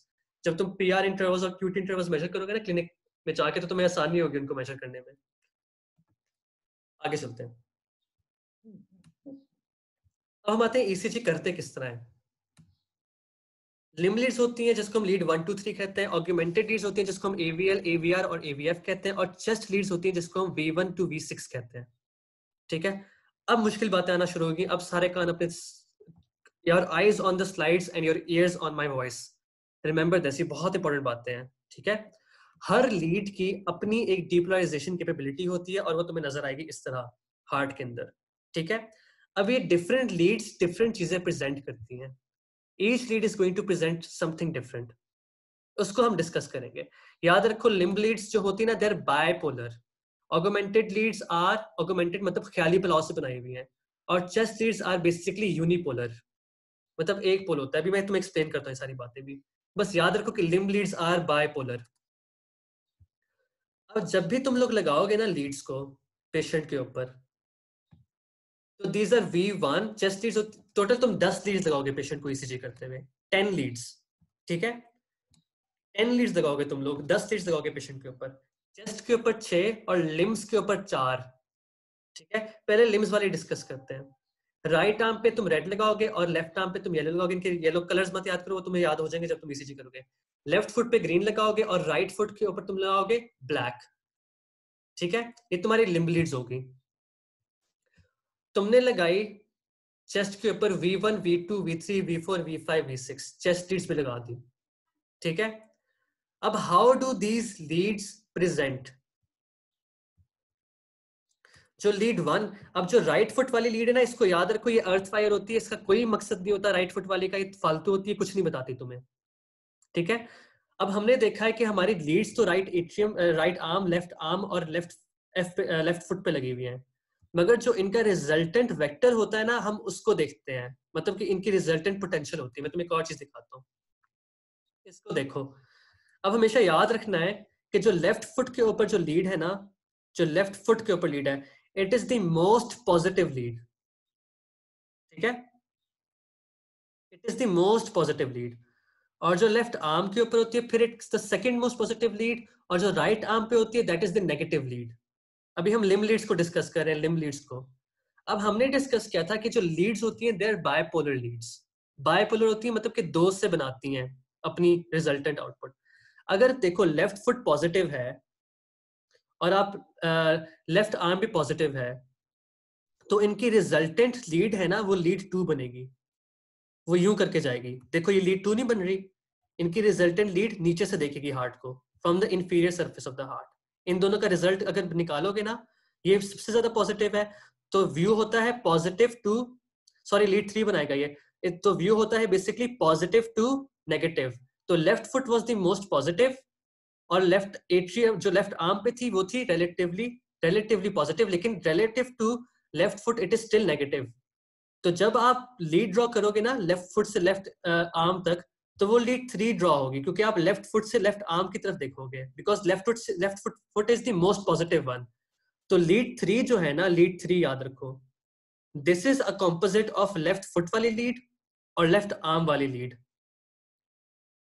सही है। इसको मैं फिर से भी एक्सप्लेन करूंगा, अभी फिर से फिक्र मत करो। अगर हम लेफ्ट फुट वाली लीड को और राइट आर्म वाली लीड को कंपेयर करें, तो लेफ्ट फुट वाला हमेशा ज्यादा पॉजिटिव है और राइट आर्म नेगेटिव है। तो जो रिजल्टेंट लीड होगी, आप पॉजिटिव से नेगेटिव को देख रहे हो ना, तो लीड 2 जो है वो लेफ्ट फुट से लेके राइट, हाँ lead 3 is left foot and left arm, very good, शाबाश। जो लेफ्ट फुट और राइट आर्म वाली है ना, दैट इज लीड 2। इसकी देखो डायरेक्शन क्या जा रही है, लीड 2 की डायरेक्शन देखो, है ना, इंफीरियरली देख रही है ना हार्ट को, नीचे से देख रही है हार्ट के ऊपर, है ना। तो लीड 3 आपकी, sorry, lead 3 basically left foot और लेफ्ट आर्म से बनती है, और लेफ्ट फुट और राइट आर्म से जो बनती है वो लीड 2 बनती है, क्योंकि बायपोलर लीड्स हैं। ठीक है, अब हम लीड 1 की तरफ आ जाते हैं। लीड 1 आपकी लेफ्ट आर्म से और राइट आर्म से बनती है। Left arm was positive as compare to the right arm, क्योंकि हार्ट आपका हमेशा लेफ्ट पे होता है। ठीक है, तो लेफ्ट आर्म से आप राइट आर्म की तरफ देखोगे तो you are going to see the heart from the left side से देखोगे। लीड 1 आपकी लेफ्ट साइड से देखेगी। समझ आ रही है कि लीड 2, लीड 3 और लीड 1 किस किस जगहों से देख रही है। इवन इस कॉन्सेप्ट को याद मत करो, मैं तुम्हें कॉन्सेप्ट समझा रहा था, मगर इस पिक्चर को याद रखो कि लीड 1 कहां से देख रही है हार्ट को, लीड 2 कहां से देख रही है, और लीड 3 कहां से देखती है। It always sees from the positive to the negative side. Bipolar leads है। लीड 1 2 3 का कॉन्सेप्ट समझ आ गया, या शुड आई रिपीट इट? मैं कर दूंगा रिपीट, मुझे कोई मसला नहीं है। I do it another way if you don't understand. Demonstrate करके दिखा देता हूँ अगर मसला हो रहा है। इफ एनीवन सेज के उसको जरूरत है तो I will show it to you.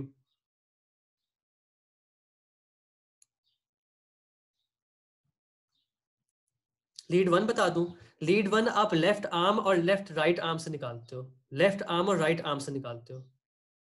ठीक है, मैं भी बताता हूँ ग्लोरिया जी, लेफ्ट आर्म और राइट आर्म से बताता हूँ। लेफ्ट आर्म आपका ज्यादा पॉजिटिव होता है, राइट आर्म नेगेटिव होता है। तो आप पॉजिटिव टू नेगेटिव देखोगे ना, तो आपका लीड 1 पॉजिटिव और नेगेटिव से देखती हुई जा रही है आपके हार्ट को, तो वो लेफ्ट लैटरल साइड को देखेगी ना आपके हार्ट को। तो इससे बेसिकली आपको पता लग रहा है कि लीड 2, लीड 3 और एवीएफ जो है ना, अभी एवीएफ का बताता हूँ। लीड 2, लीड 3 दोनों inferior side of the heart को देखती है, नीचे वाली हार्ट को देख रही है। You can see it from the picture, lead 2, lead 3 आपकी inferior side of the heart को देख रही है। ठीक है, और एवीएफ, एवीएफ याद रखो, aVF stand for foot. AVF is an augmented lead, unipolar होती है, इसको ऐसे याद कर लो कि नीचे से देखती है हार्ट को एवीएफ। तो लीड 2, 3 और एवीएफ आपके हार्ट को नीचे से इंफीरियर से देख रही है। सही है। लीड 1 कहां से देख रही है? Left side of the left lateral से देख रही है आपके हार्ट को। एवीएल कहां से देख रही है? ऊपर से देख रही है, लेफ्ट साइड को देख रही है, एट्रियम की तरफ देख रही है एवीएल। और जो एवीआर है वो आपकी बेसिकली कहां से देख रही है? Right side of the heart को देख रही है। ये कॉन्सेप्ट समझ आ गया कि ये कौन कौन सी लीड्स कहां कहां से देख रही हैं? Can you understand this? Heart को which leads are seeing from which side? सही है। ये कॉम्पोजिट, ये बायपोलर लीड्स हैं, कॉम्पोजिटली बनती हैं। Gloria Jeans, you're right. अभी हम इसको डिस्कस करते हैं, अभी सबको कंफ्यूज नहीं करना इस बात बता के।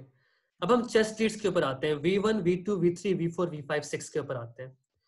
ये चेस्ट को एंटीरियरली देखेंगे सारी, फ्रंट से देखेंगे सारी, V1, V2, V3, V4, V5, V6। ठीक है, अगर anterior part of the chest में कोई मसला होता है तो V1, V2, V3, V4, V5 Leeds के अंदर चीजें आएंगी। V5 और V6 जो है ना, ये बेसिकली लैटरल को देख रही है, आपकी लैटरल साइड को देख रही है। सही है।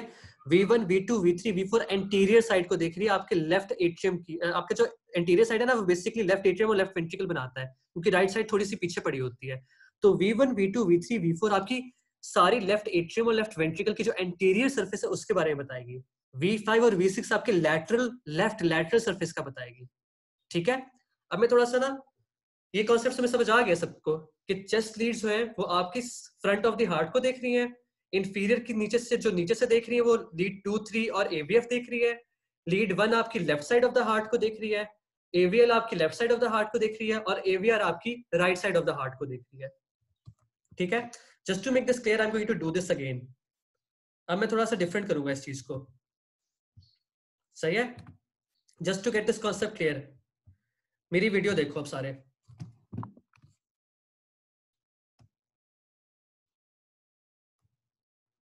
Guys can you see me? मैं नजर आ रहा हूं सबको?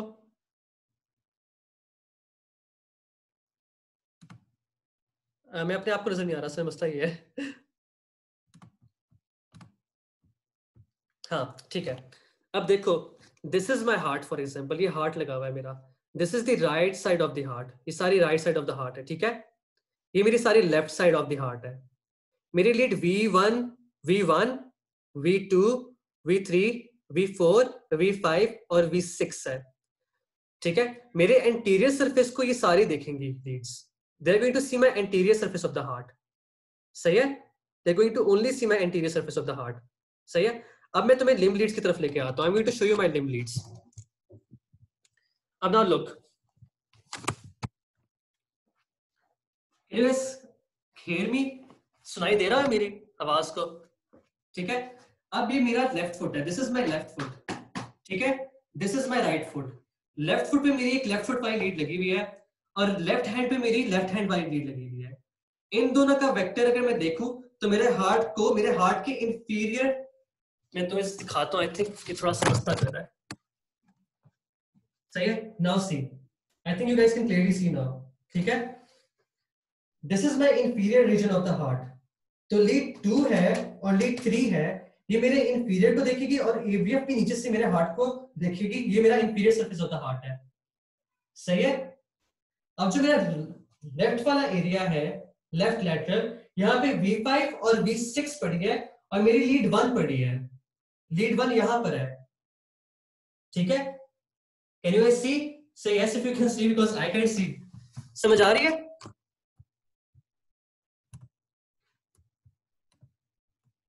ठीक है, मतलब कि तुम लोगों को बेसिकली समझ आ रही है।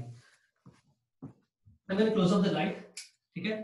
तो बेसिकली जो मेरा हाथ है ना, दिस इज माय लीड 1। अगर मैं यहां से देखूं तो मेरा हार्ट का कौन सा वाला एरिया नजर आएगा? लेफ्ट वाला नजर आएगा ना, लेफ्ट वाला एरिया पूरा नजर आएगा। V5 और V6 को देखूं तो मेरा लेफ्ट वाला एरिया नजर आएगा। एंटीरियर में देखूं तो मुझे V1, V2, V3, V4, V5 नजर आएगी एंटीरियर में, V5, V6। AVR किधर है? AVR मेरे राइट साइड पे पड़ी हुई है, तो मेरी right side of the heart को क्या देखेगा? AVR देखेगा। मेरी लेफ्ट लेग से और मेरी लेफ्ट आर्म से क्या बन रही थी? लीड 3 बन रही थी। लीड 3 मेरी इंफीरियर सरफेस को देख रही है नीचे से, ठीक है। मेरे लेफ्ट फुट से और मेरे राइट आर्म से लीड 2 बन रही थी, वो यहां से देख रही है मेरे inferior surface of the heart को। AVF नीचे पड़ी है, वो ऑलरेडी देख रही है मेरे हार्ट को नीचे से। और जो लेफ्ट हैंड है और राइट आर्म पे जो मेरे लगी हुई थी, वो पॉजिटिव टू नेगेटिव आ रही है, तो लीड 1 यहां से मेरे left side of the heart को देख रही है, सही है। This is the concept that you have to understand, सही है। अब सबको समझ आ गई? आई थिंक ये तुम लोगों को समझ आ गई होगी। से yes if you understand this. I showed you my heart, इस तरह करके बना हुआ है। लेफ्ट को क्या दिखा रहा है? दैट इज माय, राइट को क्या दिखा रहा है? वो AVR है। लेफ्ट को क्या दिखा रहा है? वो लीड 1 है और AVL है, और V5 और V6 है। नीचे क्या नजर आएगा? लीड 2, लीड 3 और AVF देखेगी नीचे वाली साइड को। और एंटीरियर को क्या देखेगा? Lead V1, V2, V3, V4, V5। ये फ्रंट से देख रही है मेरी चेस्ट को। You guys understand? आगे चलूं मैं? समझ आ गई यहां तक?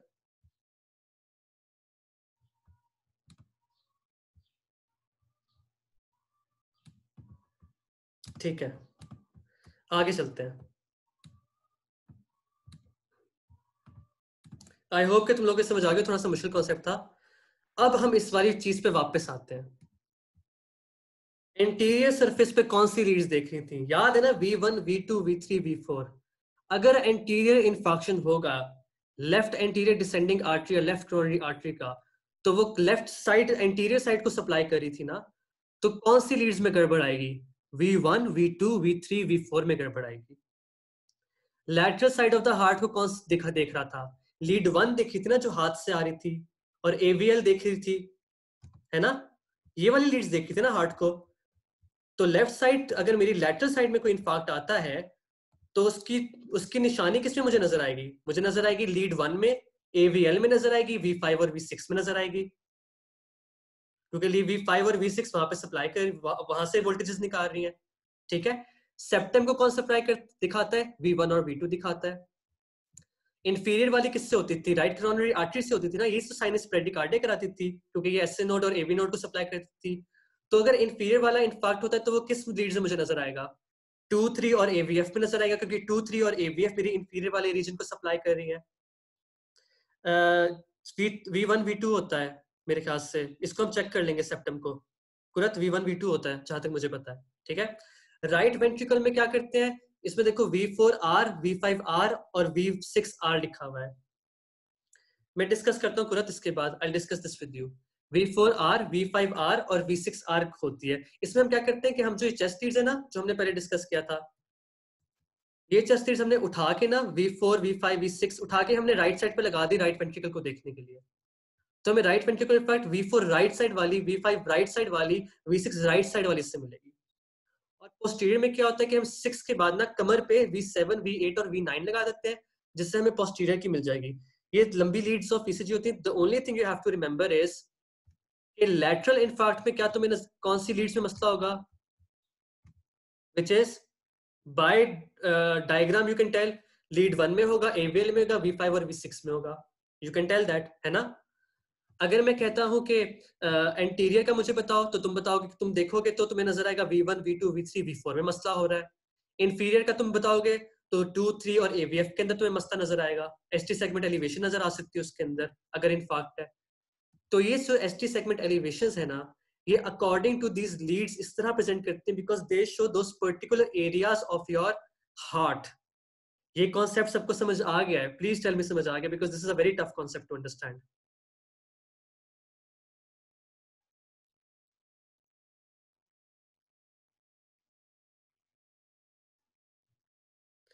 V7, V8 और V9 कहां से आई हैं? V7, V8 और V7, 8, 9 एक्स्ट्रा लीड्स होती हैं जो आप कमर पे लगाते हो पोस्टीरियर इन्फार्क्ट के केस में। ये तुम लोगों के क्वेश्चंस में नहीं आएगा। These are extra leads which you put in sometimes. V5, V6 और V4, V5 और V6 क्यों लगाया है? आमतौर पे आपकी जो राइट वाली होती है ना साइड, उससे आपको पता लग जाता है V1, V2, V3 में कुछ नहीं आएगा, ठीक है। V1, V2, 3 आपकी एंटीरियर साइड को बताते हैं और एंटीरियर साइड आपका लेफ्ट वेंट्रिकल ज्यादातर बताता है, राइट साइड को वो इतना ज्यादा अच्छा नहीं दिखाता, सही है। तो राइट साइड को देखने के लिए आपको क्या करना होता है, मेक श्योर कि आप उसकी लिम्स को दूसरी तरफ अटैच कर दो, सही है जब। तो इससे हम राइट साइड पे अटैच करके देखते हैं। आई होप ये कॉन्सेप्ट क्लियर हो रहा है तुम सबका, कोई क्वेश्चंस तो नहीं है। अब यहाँ पे हमने कॉन्सेप्ट याद किया था कि राइट कोरोनरी आर्टरी हमारी इंफीरियर को सप्लाई करते थे बिकॉज पोस्टीरियर डिसेंडिंग आर्टरी उसकी ब्रांच है। तो लीड्स वहां पे कौन सी देख रही थी? 2, 3 AVF। पेशेंट के सिम्टम्स क्या होंगे? क्योंकि SA नोड उसका रुक रहा है, उसका AV नोड रुक रहा है, तो साइनस पेडिकार्डियम में जाएगा, साइनस अरेस्ट में जाएगा पेशेंट। तो एक पेशेंट जिसका इंफीरियर मायोकार्डियल इंफार्क्शन है, लीड 2, 3 AVF में नजर आ रहा है, तो उसकी राइट कोरोनरी आर्टरी इन्वॉल्व होगी, साइनस पेडिकार्डियम में आएगा, तुमने उसको एट्रोपिन लगा देनी है ताकि उसकी हार्ट रेट इंक्रीज कर जाए।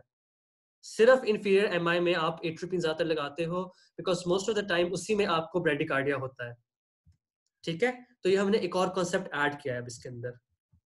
यहां तक समझ आ गया सबको? आई एम सॉरी क्लास बहुत प्रोलॉन्ग होगी, but I have to make sure कि तुम लोग को अंडरस्टैंड करो।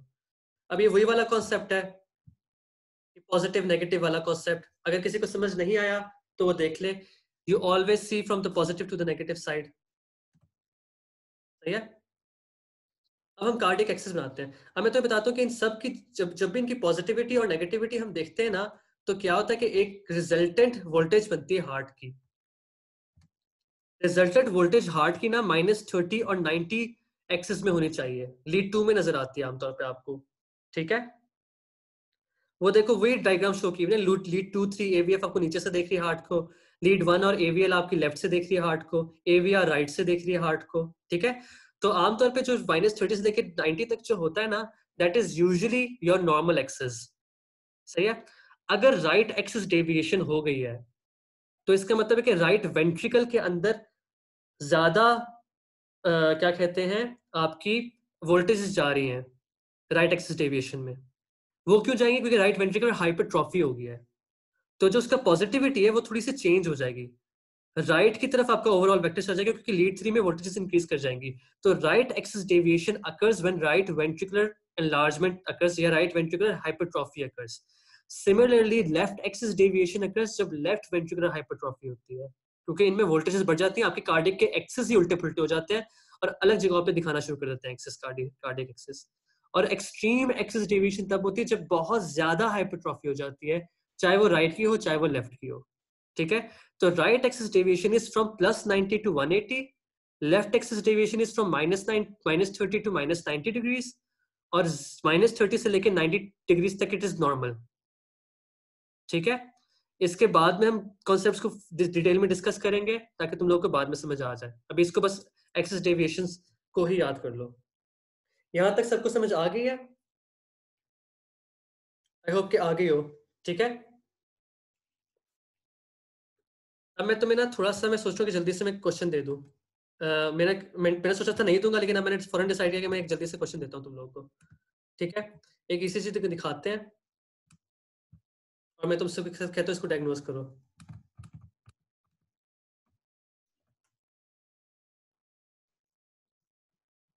Just give me some time.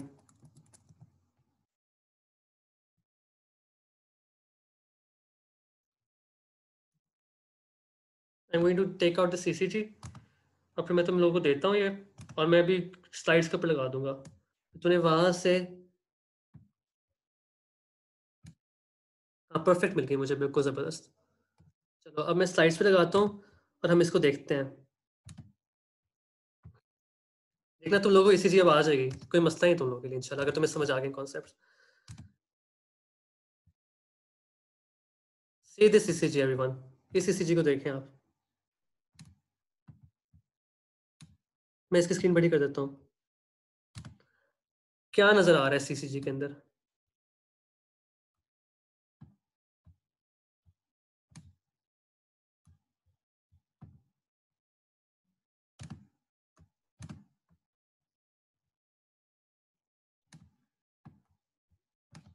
What can you see in this CCG?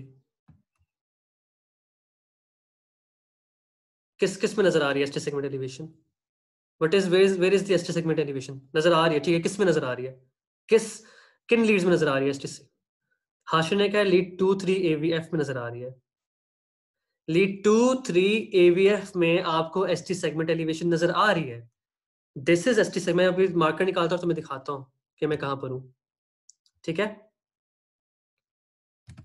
ये देखो, लीड 2 में एसटी सेगमेंट एलिवेशन, लीड 3 में एसटी सेगमेंट एलिवेशन, एवीएफ में एसटी सेगमेंट एलिवेशन। एलिवेशंस पे गौर करो, अभी डिप्रेशंस को भूल जाओ। ठीक है, उनको भूल जाओ। लीड 2-3 एवीएफ में अगर तुम्हें एसटी सेगमेंट एलिवेशन नजर आ रही है तो इसका क्या मतलब हुआ?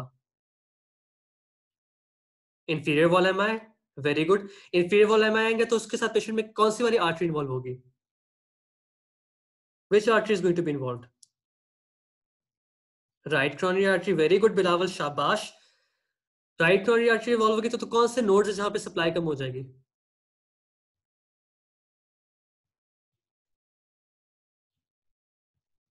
S A and AV node. SA और एवी नोड में सप्लाई कम होगी तो पेशेंट किस चीज में जाएगा? ब्रेडिकार्डिया में जाएगा।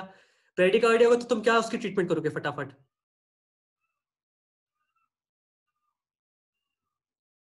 Atropine, very good. समझ आ गई तुम लोगों को? समझ आ गई? Because this is a tough concept. If you are understanding this, I swear तुम लोग ईसीजी कर लोगे, आराम से कर लोगे ईसीजी। अब ईसीजी आसान लग रही है कि नहीं लग रही? Tell me this, does it seem easy now? अब थोड़ा सा मुश्किल दूंगा एक और ईसीजी, फिर हम उसके बाद जाते हैं मेन पे। ठीक है, एक थोड़ी सी मुश्किल ईसीजी के दिखाता हूँ, मैंने कल स्टूडेंट्स को भी दी थी वो।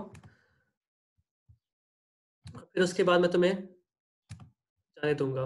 उसके बाद we going to end this class. I am sorry, sorry class लंबी हो रही है। ये सिर्फ तुम्हारे फायदे के लिए मैं लंबी कर रहा हूँ। मुझे भी इतना लंबी देर बैठने का शौक नहीं होता कभी भी, I will be honest with you.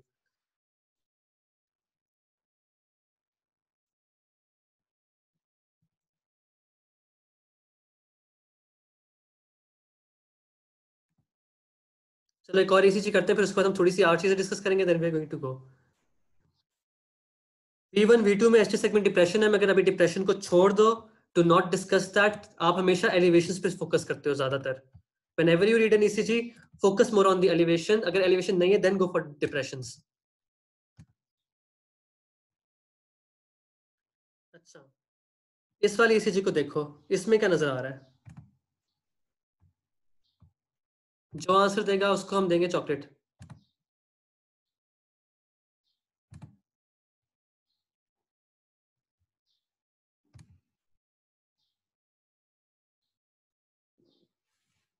What do you see? Tough question है, थोड़ा सा मुश्किल बनाया मैंने।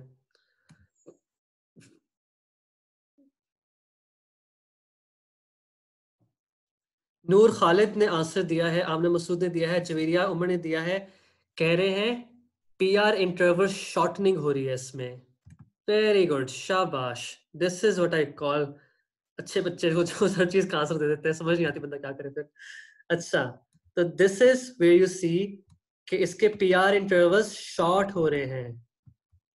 इनको भूल जाओ, ये जो एलिवेशंस और आई भी ना हाइपर एक्टिव आपको QRS कॉम्प्लेक्सेस नजर आ रहे हैं रीड V1 V2 V3 के अंदर, इट्स कंप्लीटली ऑलराइट। ये तब होता है जब आपके पेशेंट की चेस्ट वॉल पतली होती है, आपने जेल ज्यादा लगा दी होती है, तो इस तरह की वेरिएशंस आ जाती है, जो स्पाइक्स बने हुए हैं इसके ऊपर। इसके बारे में फिक्र मत करो, चेस्ट वॉल ज्यादातर उसने या तो पतला बंदा था या तो ऐसा था कि उसकी जेल बहुत लगा दी थी, तो इसको भूल जाओ। See the PR intervals. PR interval किस में डिक्रीज करता है? Tell me a disease. You are right कि पीआर इंटरवल डिक्रीज कर रहा है VPW सिंड्रोम में। वेरी गुड, शाबाश। This is what I call कि तुम लोग समझ गए हो। This is what I was trying to do. Wolff Parkinson White syndrome में इट्स गोइंग टू रिड्यूस। आमतौर पे कितना होता है पीआर इंटरवल? 0.12। वेरी गुड, 0.12 होता है और ये रिड्यूस कर जाएगा। शाबाश, so happy with you guys. Guys amazing job. तुम लोग ECG पढ़ लोगे, तुम्हें इंशाल्लाह कोई मसला नहीं होना कार्डियो में आगे। जिस जिसको ये आती है ना कॉन्सेप्ट, अगर कोई समझना है तो मुझसे पूछे ना बाद में, हम थोड़ी थोड़ी और चीजें डिस्कस करेंगे। Then we are going to end this lecture. हमें बस लिटरली सिर्फ 5 मिनट लगने हैं, फिर वी आर डन। सही है। अब देखो कि test is consider positive exercise तब कराते हो जब आपको शक होता है कि पेशेंट के अंदर ना एंजाइना करता एंजाइना है और स्टेबल एंजाइना है, तो उसमें आप एक्सरसाइज कराते हो यूजुअली। तो एंजाइना अगर test is consider positive exercise जब एंजाइना अकर होता है, बीपी फॉल कर जाता है या बीपी फेज टू इंक्रीज या ST सेगमेंट शिफ्ट करता है मोर देन 1 मिलीमीटर, तो that is a positive exercise ECG in case में। कॉन्ट्राइंडिकेटेड कब है? acute coronary syndrome में इंडिकेटेड, कॉन्ट्राइंडिकेटेड है डिकम्पेंसेटेड हार्ट फेलियर में आप नहीं कराते एक्सरसाइज ECG, और सेवियर हाइपरटेंशन में आप एक्सरसाइज ECG नहीं कराते। BNP हमें पता है क्या होता है, लेफ्ट वेंट्रिकुलर कार्डिक बायोमार्कर्स हम करें, लेफ्ट वेंट्रिकुलर सिस्टोलिक डिसफंक्शन को बताता है। आप प्रोग्नोसिस को देखते हो और रिस्पांस को देखते हो हार्ट फेलियर थेरेपी के अंदर, हार्ट फेलियर पेशेंट्स में देखते हो। ये ट्रोपोनिन पे ट्रोपोनिन I और T आता है, मायोकार्डियल डैमेज से रिलीज होते हैं, हमने डिस्कस किए। MI में एलिवेटेड होते हैं, बाकी भी कुछ चीजों में एलिवेट हो सकते हैं ये। ठीक है। एक्सरे में क्या नजर आएगा? Size and shape of the heart, CT ratio नजर आ जाएगी, state of the pulmonary resistance नजर आएगी, कंजस्टेड है कि नहीं है, लंग फ्री नजर आ जाएंगी, कार्डियो में गैली नजर आ जाएगी अगर CT रेशियो ग्रेटर देन 0.5 है। और क्या देख सकते हो? Left atrial dilatation, right atrial dilatation, enlargement, left ventricular enlargement, सब कुछ देख सकते हो तुम एक्सरे के अंदर। पेरिकार्डियल कैल्सिफिकेशन भी देख सकते हो। हार्ट फेलियर में लंग्स कंजस्टेड नजर आएंगे। ठीक है। इसकी एक स्पेसिफिक टर्म होती है, वो हम हार्ट फेलियर में पढ़ेंगे। तो ये सब चीजें तुम एक्सरे में भी देख सकते हो हार्ट के अंदर। इको कराते हो, इको में तुम अंदर देखते हो हार्ट के अंदर। ट्रांसथोरेसिक कराते हो जब तुमने वॉल्व को देखना है, तुमने लेफ्ट वेंट्रिकुलर फंक्शन को देखना है, तुमने इजेक्शन फ्रैक्शन को देखना है पेशेंट की। स्ट्रक्चर हार्ट डिजीज देखनी एफएफ के अंदर, पेरिकार्डियल एफ्यूजन को देखना है तो तुम इको करा लोगे। ठीक है, ट्रांसथोरेसिक ऊपर से जो कराते हैं। और किस किस्म की इकोज होती है हमारे पास? डॉपलर इको जो ब्लड फ्लो को मेजर करेगी कि ब्लड फ्लो किस तरह जा रहा है, ये बताएगी वेल्वुलर रिगर्जिटेशन को, प्रेशर ग्रेडियंट को बताएगी कि स्टेनोज्ड वॉल्व में ब्लड रुक रहा है या तेज हो रहा है, ज्यादा हो रहा है, कम हो रहा है, इस चीज को बताएगी डॉपलर इको। ठीक है। Transoesophageal echography overweight patients में करते हो, ऑब्स्ट्रक्टिव डिजीज वाले पेशेंट में करते हो, कंजेनिटल हार्ट डिजीज में करते हो। स्ट्रेस टेस्ट वाली इको उनमें करते हो जिनमें आप एक्सरसाइज नहीं कर सकते, एम्बुलेटरी पेशेंट है, उनको डोब्यूटामिन दोगे, उससे क्या होगा, उसका हार्ट तेजी तेजी करना शुरू कर देगा, एक्ट। ठीक है, जब वो तेजी तेजी एक्ट करेगा और साथ में उसकी बीट इंक्रीज हो जाएगी और उसका वॉल्यूम भी इंक्रीज हो जाएगा, तो इवेंचुअली क्या होगा कि वो स्टेट ऑफ एक्सरसाइज में चला जाएगा डोब्यूटामिन लेकर। तो इसको हम स्ट्रेस एक्यू कहते हैं, जो उन लोगों में कराते हैं जो मोबिलिटी प्रॉब्लम होती है जिनके अंदर। सिमिलर टू एक्सरसाइज इको, आप बस हार्ट को एक्सरसाइज के इक्विवेलेंट कर रहे हो, हार्ट की कंडीशन को। ठीक है, डोब्यूटामिन देके। अदर क्या करा सकते हो? CT स्कैन करा सकते हो, MRI देख लोगे एओर्टिक डायसेक्शन में, मायोकार्डियल हाइपोपर्फ्यूजन वाले एरियाज में। कैथेटराइजेशन करा सकते हो extent of coronary artery disease को देखने के लिए, प्लेक कैरेक्टरिस्टिक्स को, चेंबर प्रेशर्स को, वेज प्रेशर को देखने के लिए। इलेक्ट्रोफिजियोलॉजी अलग चीज है, thallium scan is a different thing, thallium scan is an other point. Thallium scan आप देखते हो कि कौन सा एरिया डेड है, कौन सा एरिया नहीं है, ये रेडियो न्यूक्लियोटाइड होता है, ठीक है। तो this is all, these are the things you are going to do in cardio. इनको हम बाकी को हम डिस्कस करेंगे डिटेल में साथ साथ। अभी हमने ईसीजी को पढ़ा है। Thank you for coming today, I hope you understood. I am really happy जो तुम लोग आंसर्स दे रहे थे, ठीक है। आई होप कि तुम्हारे कॉन्सेप्ट्स क्लियर हुए हैं and I hope you like the class, ठीक है। बड़े मुश्किल कॉन्सेप्ट्स थे आज के जरा, और आई होप कि तुम्हें समझ आई हो। मैंने काफी कोशिश की आसान बनाने की इसको तुम्हारे लिए, ठीक है। You are free to go, just do your charity. Please जाके चैरिटी कर लेना, खुदा का वास्ता है। हर लेक्चर की एक चैरिटी, एक्ट ऑफ चैरिटी है। इकरा तारिक को जवेरी उमर ने हाथ खड़ा किया है, क्या कह रहे हैं आप लोग?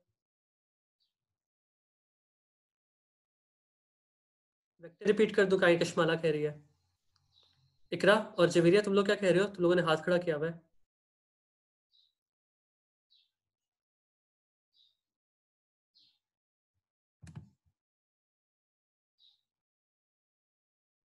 यू आर वेलकम, जिसने भी थैंक यू लिखा है।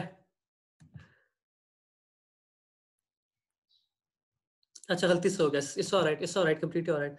मैं तुम्हारे लोअर कर देता हूँ हैंड्स को, दोनों को। अमीन तुम्हें समझ आ रही है? बिलावल तुम्हें समझ आ रही है? मिशाल दाऊद तुम्हें समझ आ रही है? कार्डिक एक्सेस वाली चीज को कर दूं रिवाइज, ठीक है, वो मैं कर देता हूँ। वही बात कह रही है कश्माला, वेक्टर्स को रिपीट कर दे, ठीक है, वो मैं कर देता हूँ रिपीट एक दफा। आई होप कि तुम लोग को समझ आई हो, क्योंकि ये मुश्किल कॉन्सेप्ट्स हैं। अगर तुम्हें समझ आ गए तो सब कुछ बहुत आसान है आगे। You guys are going to do great if you understand all of this, ठीक है। ईसीजी की हम प्रैक्टिस का एक सेशन रखेंगे जिसमें मैं तुम लोग को ईसीजी का सिर्फ एक ईसीजी का टेस्ट कराऊंगा, जिसमें सिर्फ और सिर्फ ईसीजी डायग्नोस करनी होंगी कि उसमें क्या हो रहा है, ठीक है। वी गोना डू दिस सून। जब हम ईसीजी की क्लास एक और करेंगे ना, 2 क्लासेस और हैं ईसीजी की, वो करनी है अभी, और उसके बाद हमारी कंप्लीट हो जाएगी ईसीजी और तुम लोग को पक्की आ जाएगी ईसीजी।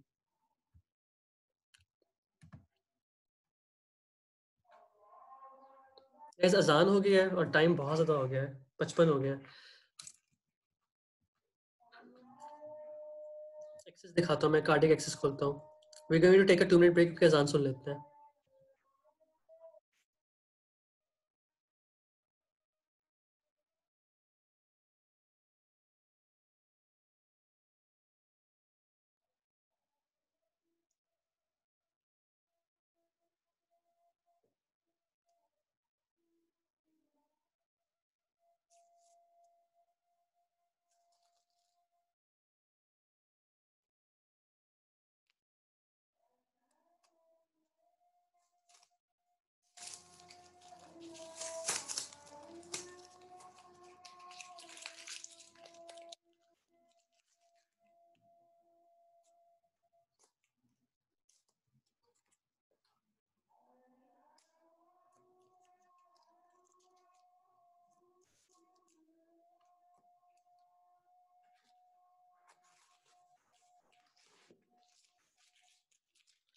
टेपे उतार रहा हूँ जो मैंने अपने ऊपर टेपे लगाई हुई ना, तुम लोगों को दिखाने के लिए। मेरी वैक्स हो गई हाथों की इन टेपों की वजह से।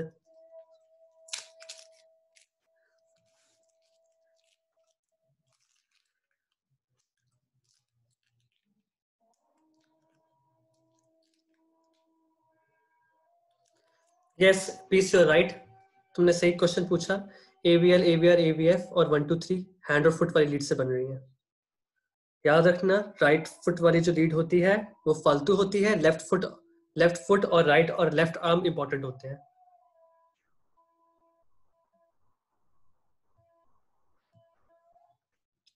अजान खत्म हो जाए फिर कंटिन्यू।